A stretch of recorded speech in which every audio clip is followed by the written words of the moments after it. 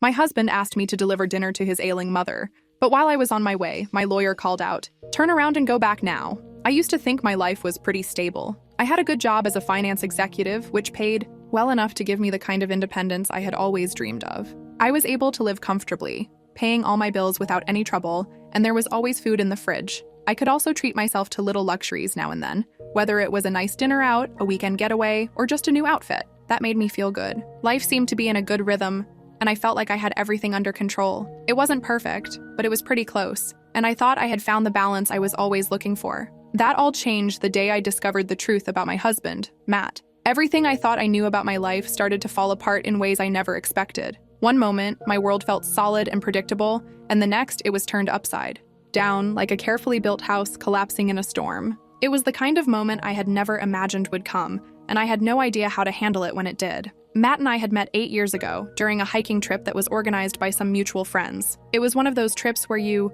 didn't expect much more than a bit of fresh air and exercise, but it ended up being the beginning of something big. He was the kind of man who seemed to have a natural way with people. He didn't have to try hard, yet everyone around him seemed to be drawn to him. I can still remember his easy smile that seemed to light up the whole group, even as we hiked up steep trails that left us all breathless. It wasn't just his smile, though. He had this way of talking, telling stories that made everyone laugh, and that made the hardest parts of the hike feel a little lighter. By the time that weekend ended, I was sure that I had just met one of the most intriguing people in my life. There was something about him that felt different from anyone else I had met before. He wasn't just charming. There was an energy about him, a sort of quiet confidence that made him stand out. I didn't think much of it at the time, but looking back, I realized that it was at that moment I first felt a spark. But despite that connection, we didn't start dating right away. Instead, we stayed friends for a while. For the next 2 years, we stayed in touch. Our friendship was built on small conversations that became regular chats. We would text each other almost every day, sending random messages, sometimes sharing something funny we saw, or just asking about how the other person's day went. We'd meet up for coffee once in a while just to talk and catch up on life. Even when we weren't spending time together, it felt like we were always there for each other. It wasn't the kind of friendship where we expected anything more. It was simple and easy, and we were comfortable with it that way. But despite the ease between us, there was always something about Matt that stood out to me. He had a stubborn streak. He could be really determined about things, and sometimes, when he had his mind set on something, it was hard for him to let it go. It wasn't something that bothered me at first, but I did notice it. It was like he had this strong will that made him do things his way no matter what. And while it wasn't always a bad thing, I could tell it was part of who he was. I didn't think much of it, though, because there was so much more to him. I loved his sense of humor and how he could make the simplest moments feel special. Over time, I started to realize I cared more about him than just a friend. But still, we didn't rush into anything. We were in no hurry. Life felt like it was moving at a comfortable pace, and we were figuring things out slowly.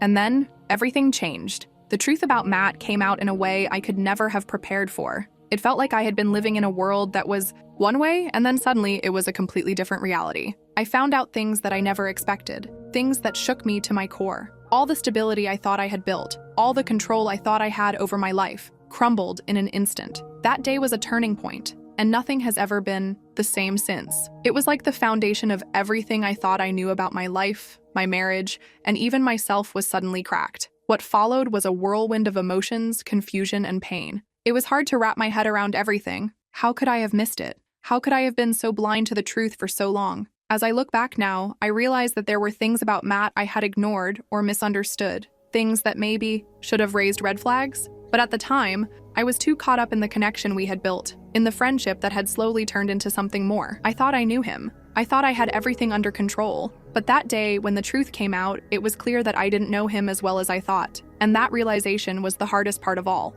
Now, as I try to make sense of everything that happened, I can't help but think about how easy it was to believe that everything was stable and secure. I had my life figured out, or so I thought. But in reality, things were more complicated than I ever imagined. The life I thought I knew was just a carefully constructed illusion, one that collapsed when the truth finally came to light. And that truth has changed everything. Matt had this way of making sure things always went his way, whether it was something as small as where we decided to eat lunch or the plans we made for a weekend getaway. It wasn't something that bothered me too much at first. I just thought it was part of his confident personality. After all, he was the kind of person who knew what he wanted and wasn't afraid to voice it. So I usually just went along with it. I figured nobody's perfect, and it was just a small thing in the grand scheme of our relationship.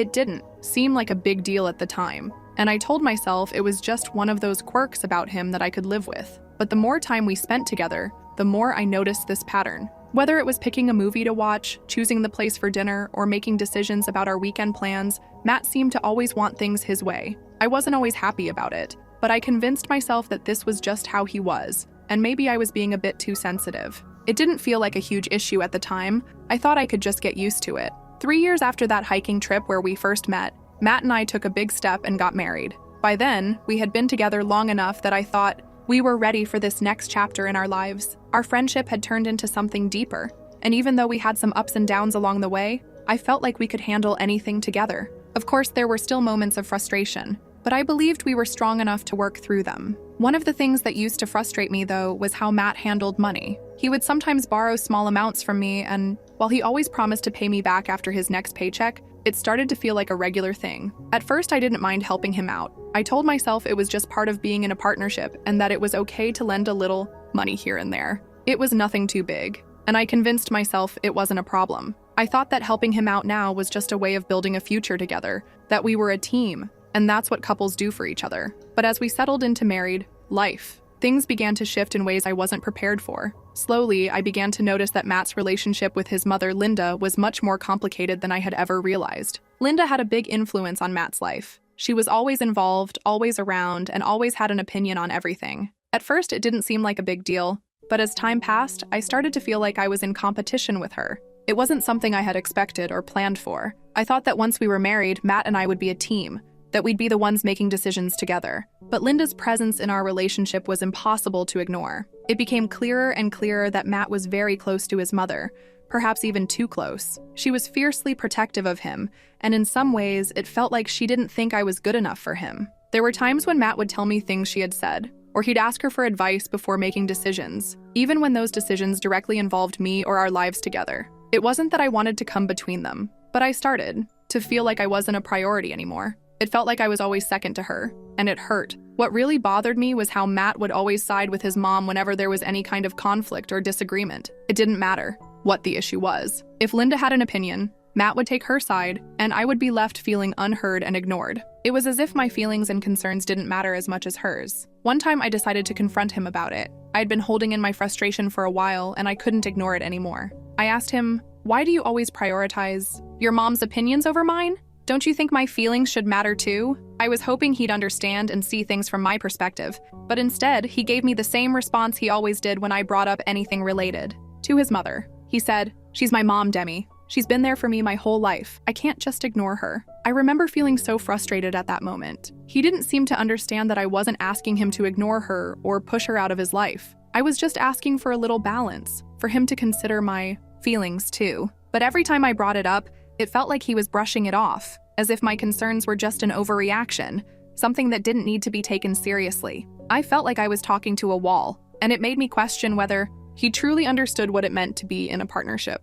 I wanted to be supportive of his relationship with his mom. I knew she had been a big part of his life, but at the same time, I needed him to understand that our marriage should come first. I needed him to see that it wasn't about choosing sides, but about building a life together where both of our needs were considered. Instead, I felt like I was constantly fighting for his attention, and no matter how hard I tried, I couldn't seem to get through to him. It became increasingly difficult to navigate our relationship. I felt torn between wanting to respect his bond with his mother and needing him to be present and fully committed to our marriage. But no matter how many times I expressed how I felt, it seemed like Matt couldn't understand why this was such a big issue for me. His relationship with his mom had always been there, and I felt like I was the one who had to adjust, not him. Honestly, his words hurt more than I expected. When Matt said that to me about his mom, I wasn't looking for him to defend his actions, but somehow, I found myself trying to convince myself that it wasn't a big deal. I told myself, maybe I'm overreacting. Family dynamics are always complicated, right? I tried to brush it off and let it slide,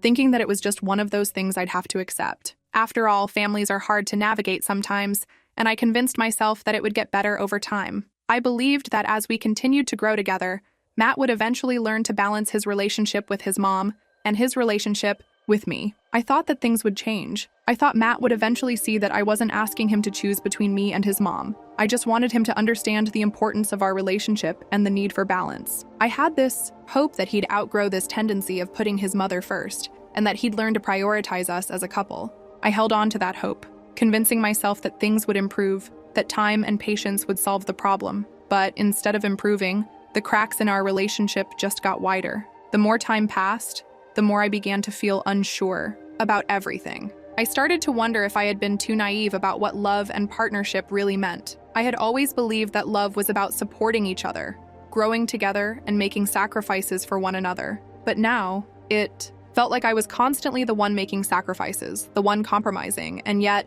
it never seemed to make a difference. I kept wondering if I had misunderstood what it meant to be partners. And the worst part was that, at that point, I didn't even know that I hadn't seen the worst of it yet. Life had something much bigger, much more painful, waiting to show me. I didn't know how much worse things were about to get. Looking back, I realized there were signs that I should have paid attention to with Matt, things that should have made me more cautious, or at least made me question some of his behaviors. One thing that stood out to me, even from the beginning, was Matt's taste for expensive things. He had a way of wanting things that weren't cheap, things that were often beyond what I would consider reasonable. But the strange part was that he never seemed to spend his own money on them. Instead, he would borrow from me. Early in our relationship, it started out as small amounts here and there, but it kept adding up. He would come up with reasons for needing the money, always telling me it was for something important, like an investment or a thoughtful gift for his mother. He would explain things away with a charming smile and say things like, "We're building something together, Demi." It sounded reasonable at the time, and I didn't think much of it.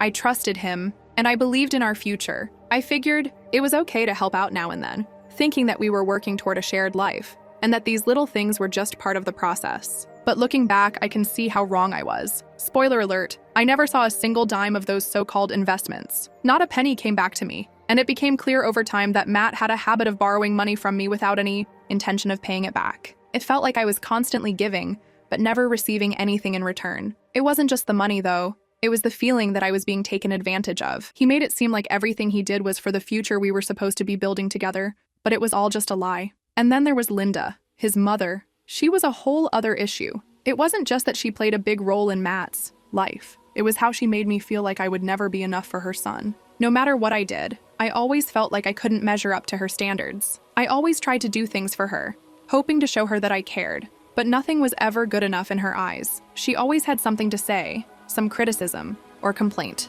no matter how much effort I put in. For example, there was this one time when Matt and I decided to buy her a new microwave as a gift. We thought it would be something she'd appreciate, a practical gift that would make her life easier. But when we gave it to her, she didn't react the way we expected. Instead of saying thank you or showing any appreciation, she simply said, "It's nice, but why isn't it a smart one?" She rolled her eyes, acting like we had failed to get her the perfect gift. I couldn't believe it. We had spent time choosing the gift, thinking it would be something she would like, and yet it wasn't good enough. Then, there was the expensive spa day Matt and I had treated her to. We thought it would be a nice way to spoil her, to show her how much we appreciated her. We booked a fancy spa, the works, a massage, facials, the whole deal. But once again, she found a way to criticize. She complained that the masseuse was terrible, saying she didn't feel relaxed at all. It didn't matter how much we spent, how much thought we put into the gift or experience. It was always the same. Linda would find a flaw, some way to make me feel like I had done something wrong, like I was never good enough for her son. It started to weigh on me, this constant feeling that no matter how hard I tried, I was never going to be able to please her. She always had something negative to say, something to pick apart, and it made me question myself. It wasn't just that Linda was difficult, it was the way she made me feel. I tried to be patient with her, to accept her as part of Matt's life. But after a while, it became clear that no matter what I did, I would always be the one who fell short in her eyes. And that was a painful realization. Still, I tried to be the bigger person. I wanted to have a good relationship with Linda, not just for Matt's sake, but for my own as well. After all, she was his mother, and she was a big part of his life. I thought that if I kept being kind to her, if I kept showing her that I cared, maybe eventually she would come around. I hoped that over time, she would see that I wasn't trying to replace her in Matt's life,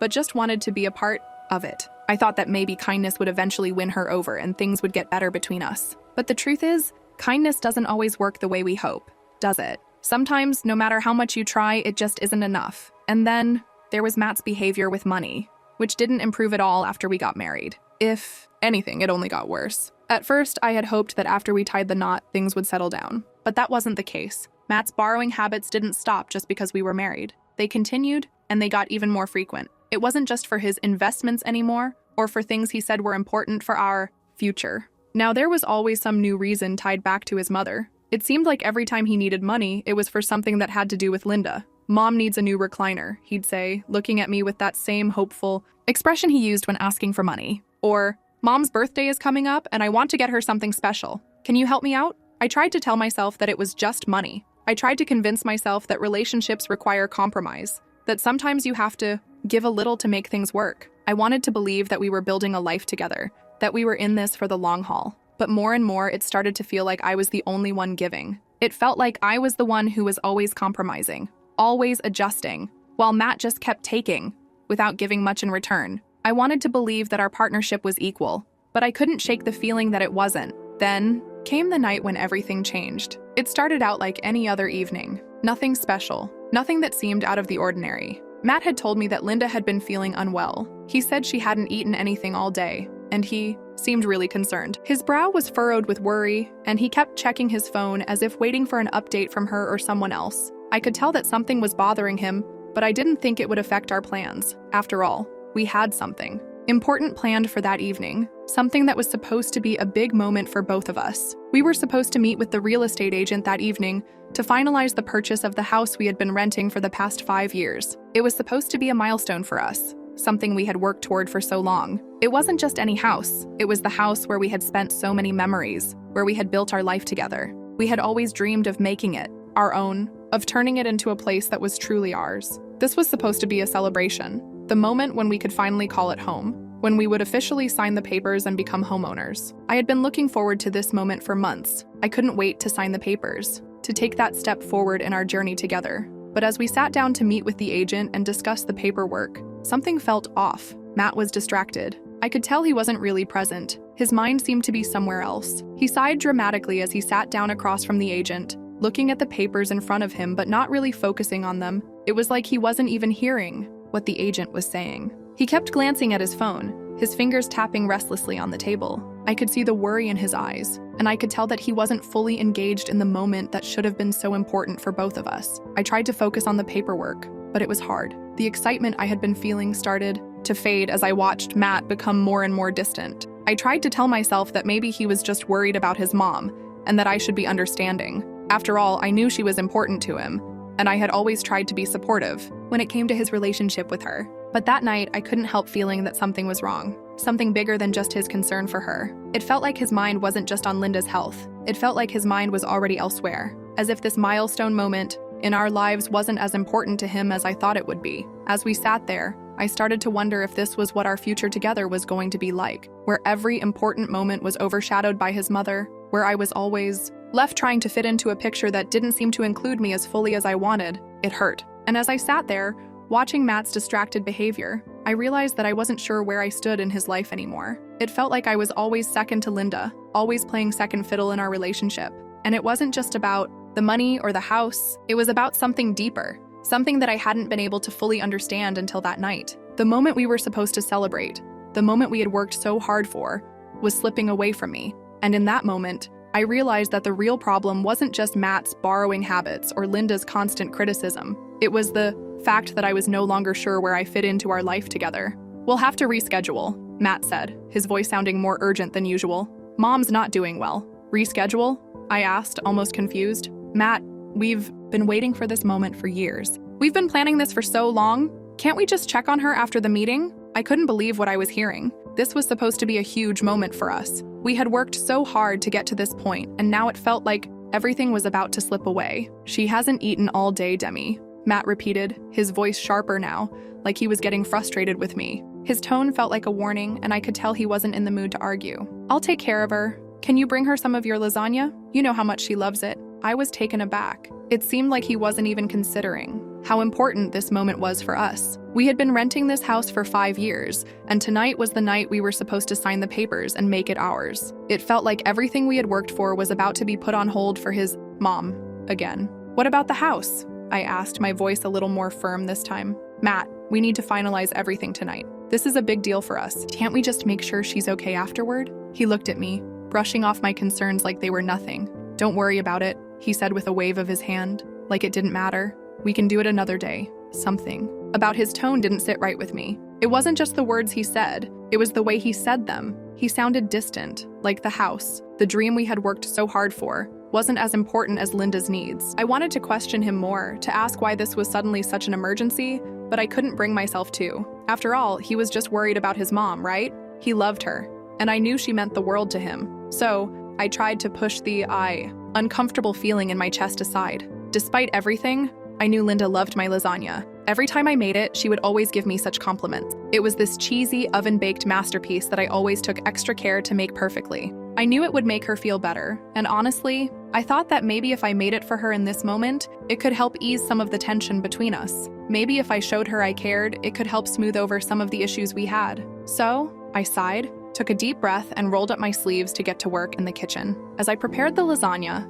I couldn't help but think about everything Matt and I had sacrificed to get to this point. The house was supposed to be a fresh start for us, a place where we could finally settle down and build our future together. We had worked so hard for it. There were so many nights where we skipped vacations, turned down going out to fancy dinners with friends, and worked overtime just to save up the money for the down payment. It wasn't easy, but we had done it. We had made it work. Every time, we did something small to save money. Every time we gave up something we wanted for the sake of our future, I told myself it would be worth it once we had that house. It was supposed to be the symbol of everything we had worked for, the place where we could build the life we always dreamed of. The only thing that bothered me, deep down, was the legal side of things. The house was going to be in Matt's name, because of some complicated inheritance issues with his family. That was the way it had to be for legal reasons, and I understood that. But it still left me with a small knot of unease in my stomach. I trusted Matt, I did, but the thought of the house being entirely in his name, especially with the way things had been going with his mother,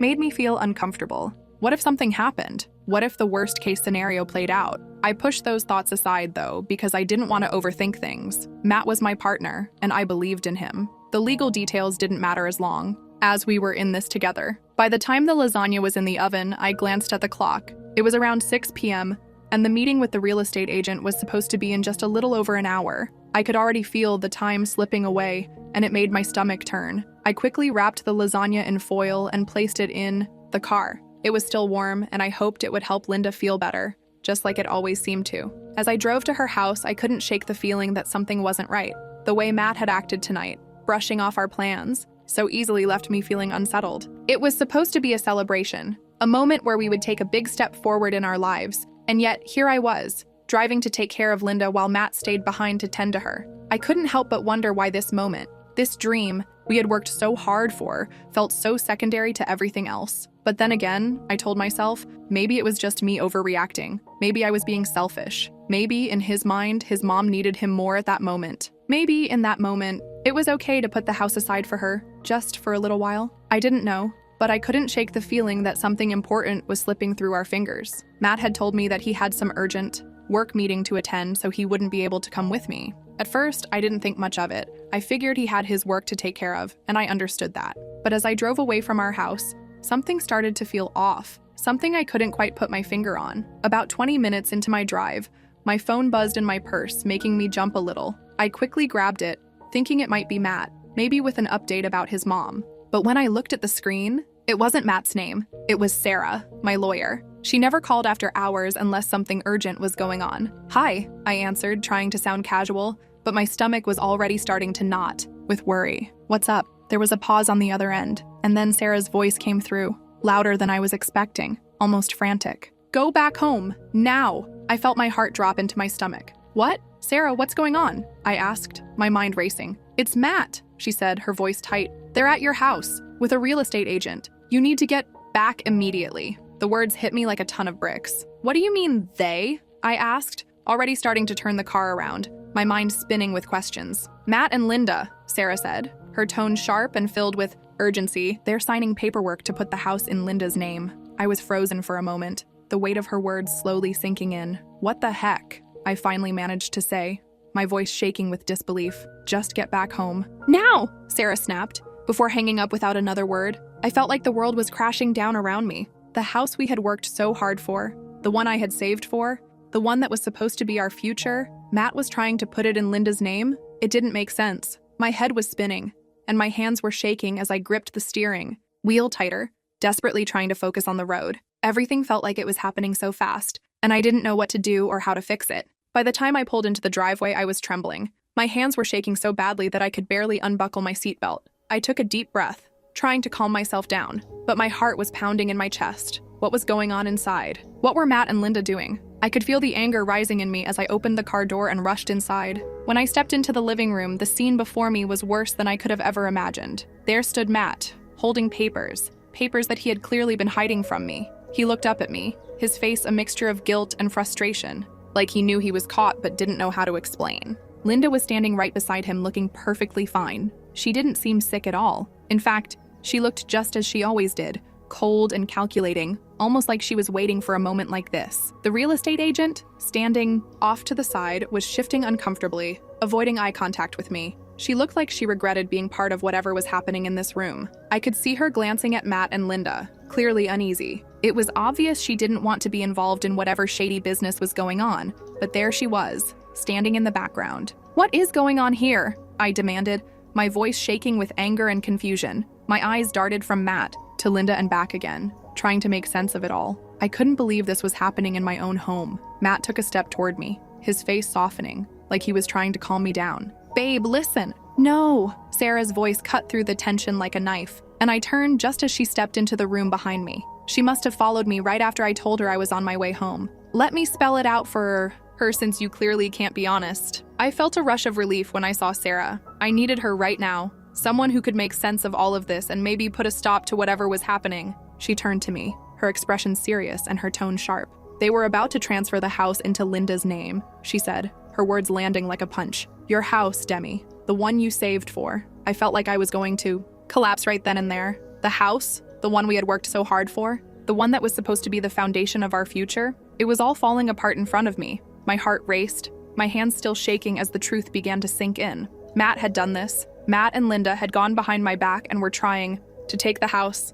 a house I had sacrificed so much for, and put it in Linda's name. Everything I had worked for, everything we had built together, was suddenly slipping through my fingers. And the worst part was that I had trusted him. I had trusted him to be honest with me, to be my partner. But now it seemed like everything we had built together was just a lie. My mind was spinning and I felt like I couldn't breathe. This wasn't just about money or property. It was about trust, about betrayal. How could Matt do this to me? How could he do this to us? I stood there, staring at him and Linda, my heart breaking into 1,000 pieces. I didn't know what to say or what to do. Everything I thought I knew about my marriage, about my life, suddenly felt like it had been turned upside down. I stood there, staring at Matt, unable to comprehend the situation in front of me. My mind was a blur of emotions: anger, hurt, disbelief. It felt like the world had stopped moving, and I was frozen in this awful moment. My breath caught in my chest, and I couldn't even find the words to express how I was feeling. All I could manage was a soft, almost broken whisper.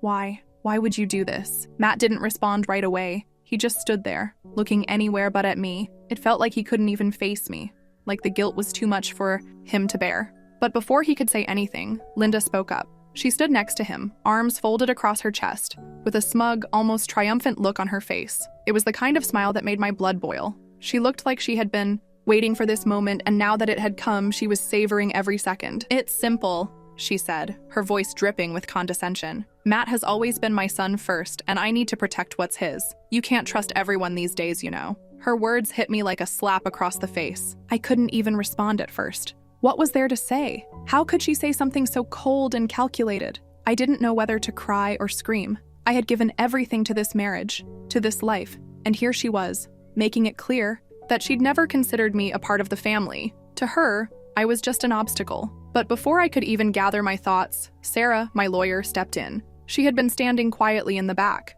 waiting for the right moment, and now it was her turn to speak. "I did some digging after the agent flagged this deal," Sarah said, her voice hard and confident. "Linda's been planning for Matt to marry someone else, her friend's daughter. They were going to push for a divorce, leave you with nothing, and move forward like you didn't even exist." Her words felt like a punch to the gut. My chest tightened, and for a second, the room seemed to spin around me. I couldn't believe what I was hearing. I wanted to shout, to cry, but I was too stunned, too shocked to do anything except stand there, speechless. This was worse than I ever could have imagined. Matt, my husband, the person I had trusted more than anyone else, had been part of this twisted plan all along. I turned slowly to look at Matt. The anger inside me started to rise, and my voice trembled as I spoke. "You planned this? With her?" I felt the tears start to well up in my eyes, but I refused to let them fall. I trusted you, Matt. I gave you everything. Do you even realize what you've done? Matt opened his mouth to respond, but the words seemed to stick in his throat. He stammered, still refusing to meet my gaze. It's not like that,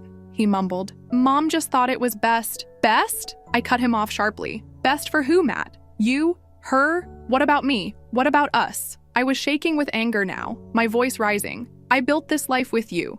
I sacrificed everything for this house, for us, and you were ready to erase me like I was nothing, like I never mattered. The room went silent. Matt didn't say anything else. He just stood there, looking guilty, but not apologetic. His silence was all the answer I needed. There was no remorse, no regret. It was like he didn't even see what he had done wrong. Demi, he started, but I wasn't having it anymore. Save it, I snapped, my voice hard and cold. You don't deserve my forgiveness. You don't deserve anything from me. I shook my head, unable to believe the words that were coming out of my mouth, but it felt right. For the first time in a long time, I felt like I was standing up for myself, like I wasn't going to let Matt and Linda walk all over me any longer. Sarah stepped forward then, placing a comforting hand on my shoulder. Her touch was warm and reassuring, and it gave me a little bit of strength when I felt like I had none left. Don't worry, Demi, she said quietly, her voice full of determination. The house isn't sold yet, and we have all the evidence we need to fight this. Her words hit me like a lifeline. I had been so consumed with anger and heartbreak that I hadn't even stopped to think about the practical side of things. We had evidence. We had a chance to fix this. The house wasn't gone yet, and neither was my life. I took a deep breath, looking at Sarah and then at Matt and Linda one last time. This wasn't the end of everything, I realized. This wasn't the end of my life, even though it felt like it in that moment. It was the end of a bad chapter, but it was just a chapter, and I was ready to start a new one, a better one, a chapter where I didn't have to hide in the shadow of someone else's plans, a chapter where I could finally be free of the manipulation and lies. With that, I turned away from Matt and Linda, walking out of the room and out of the house. It was the hardest thing I had ever done, but it was also the most empowering. This wasn't the life I had wanted, but it was the life I had to take back for myself. And no matter how painful the road ahead would be, I knew I was ready to walk it. As I left, I felt a strange sense of clarity wash over me. Things weren't perfect. They weren't even close. But I knew that I had the power to rebuild, to make my own future, one that was filled with honesty, trust, and love, things I had lost in the mess of this betrayal. And I wasn't about to let that go without a fight. The next few months felt like a whirlwind. Everything was happening so fast, yet it felt like I was in a fog, just going through the motions. My days were filled with endless paperwork, emotional highs and lows, and moments of both overwhelming sadness and unexpected joy. Some days, I'd break down in tears, grieving the life I had lost, while other days, I would find myself laughing with friends, feeling like I was finally starting to heal. Sarah, my lawyer, was there every step of the way, guiding me through the process. I don't think I could have made it through without her. She wasn't just my lawyer. She became a close friend. She listened when I needed to vent, gave me advice when I was unsure, and offered a shoulder to lean on when everything felt like it was crashing down around me. As for the divorce itself, it turned out to be less complicated than I had feared. Matt's betrayal made everything easier. His financial contributions during our marriage had been laughably small, and when it came down to it, he didn't have much to claim. The things he tried to hold on to, his lamp, his blender, seemed so insignificant compared to what he had almost taken from me. The house we'd worked so hard for was the biggest prize, and with Matt's greed and betrayal laid bare, I walked away with everything I was owed. The weight of the situation lifted off my shoulders, and though the process was difficult, I felt a sense of relief knowing that I would finally be free of him, free to start over. The aftermath of everything wasn't easy. There were still moments of doubt, moments where I wondered if I had made the right decision, but I slowly started to realize how much I had gained. I had gained control over my life again. I had gained a future that wasn't built on lies and manipulation, and I had gained new friendships that would turn out to be some of the most important connections I would ever have. One of those new friends was the real estate agent who had unknowingly played such a crucial role in saving the house I thought I was about to lose. She had seen the deal Matt and Linda were trying to pull off and had acted quickly to alert Sarah and me. If it hadn't been for her, everything would have been even more complicated.